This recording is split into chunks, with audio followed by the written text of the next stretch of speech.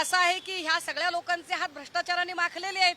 उलट माझं असं म्हणणं आहे की जर असे व्यवहार होत असतील, कारण मला तर पक्षात येऊन 2-2.5 वर्ष झाली, त्या 25-30 वर्ष पक्षात होत्या आणि त्या असतानाचा काळ त्या सांगत आहेत। जर त्या असतानाच्या काळात असं काही घडत असेल तर निश्चितपणे त्याच्या लाभार्थी त्या स्वतः असतील, कारण त्यांनी काल म्हटलं की कलेक्शनचं काम एकनाथ शिंदेंवर होतं। त्यामुळे एकनाथ शिंदेला आणि नीलम गोरे या दोघांनाच माहिती असेल की नेमकं किती कलेक्शन झालंय आणि किती नाही। त्यामुळे एकनाथ शिंदेकडे कलेक्शन होतं असं जेव्हा नीलम गोरेंनी काल सांगितलेलं आहे, तर एकनाथ शिंदेची सुद्धा आता ही जबाबदारी आहे की नीलम गोरेंनी सांगितलेलं कलेक्शन किती त्यांच्याकडे आहे, काय काय आहे त्याची टिप्पणी त्यांनी जाहीर केली पाहिजे। असं म्हणाले की ही सगळी घटना जी आहे माझ्या बाबतीमध्ये घडलेली नाही, मात्र मला त्या घटनेचा अनुभव आला किंवा इतरांकडून मी ते ऐकलेलं आहे। नाही, इतरांकडून ऐकून कसं काय तुम्ही बोलू शकता? इतरांनी जर शेण खाल्ल्याची बातमी दिली तर शेण खाल्ल्याच्या बातमीवर त्या शिक्कामोर्तब करणार आहेत का? नीलम गोरे म्हणजे कुणी गल्लीतली लल्लू पंजू बाई नाहीये। नीलम गोरे पक्षाने ज्यांना 4 वेळाची आमदारकी दिली आणि ज्यांना विधान परिषदेच्या सभापती पदापर्यंत पोहोचवलं, अशा एका महिलेकडून आलेलं वक्तव्य आहे। त्यामुळे त्यांचं वक्तव्य इतकं बेसलेस आणि इतकं बेताल असू शकत नाही। त्यांनी त्यांचं म्हणणं सिद्ध करावं लागेल, ते कोर्टात सिद्ध करावं लागेल, अन्यथा नाक घासून माफी मागावी लागेल। ऐका ऐका, हे असले विक्टिम कार्ड खेळणं बंद करा आणि ह्या सुसंस्कृत भाषा बी बंद करा। त्या मार्कडवाडीमध्ये गोपीचंद पडळकर आणि सदाभाऊ खोतला जेव्हा पाठवलं आणि पवार साहेबांच्या आजारावर आणि त्यांच्या चेहऱ्यावर अत्यंत गलिच्छ भाषेत टिप्पण्या झाल्या, त्यावेळेला फिदी फिदी हसणारे हेच भाजपाई होते ना? त्यावेळेला सुसंस्कृतता आठवली नाही यांना?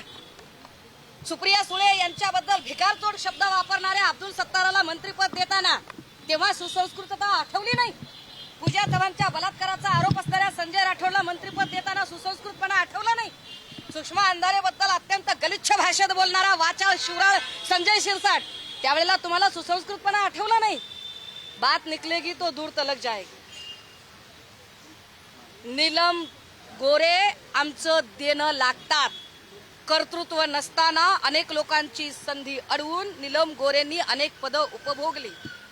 मला अशी वेळ त्यांनी आणू नये की मी पत्रकार परिषद घेऊन भारी बहुजन महासंघापासून, आय रिपीट वन्स अगेन, भारी बहुजन महासंघामध्ये प्रकाश आंबेडकरांच्या सहकारी म्हणून काम करत होत्या तेव्हापासून ते आतापर्यंत त्यांनी काय काय केलं, काय काय नाही केलं, या सगळ्या गोष्टी मला बाहेर काढाव्या लागतील आणि त्याची साक्ष देणारे असंख्य लोक आहेत। प्राध्यापक महेंद्र कांबळे असतील, जयदेव गायकवाड असतील, उषा दराडे असतील किंवा कितीतरी चळवळीतले लोक आहेत। अगदी आमदार पाशा पटेलांचा काल फोन आला, पाशा पटेलांनी म्हणा आयला इतकं दिल्यावर कसं काय बाईंनी इतकं बेताल वक्तव्य करावं? म्हणजे कुणालाही हे वक्तव्य पटलेलं नाही, चळवळीतले अनेक लोक। त्यामुळे नीलम गोरेंनी बोलताना इथून पुढे थोडासा आपल्या वयाचा, पदाचा आब राखावा, आम्हाला नाही तर त्याचा विसर पडेल। माफीनामा मागतोय का तुम्ही? त्यांनी माफी जरी मागितली, नीलम गोरेंनी नाक घासून जरी माफी मागितली, तरी आमचा लढा असेल।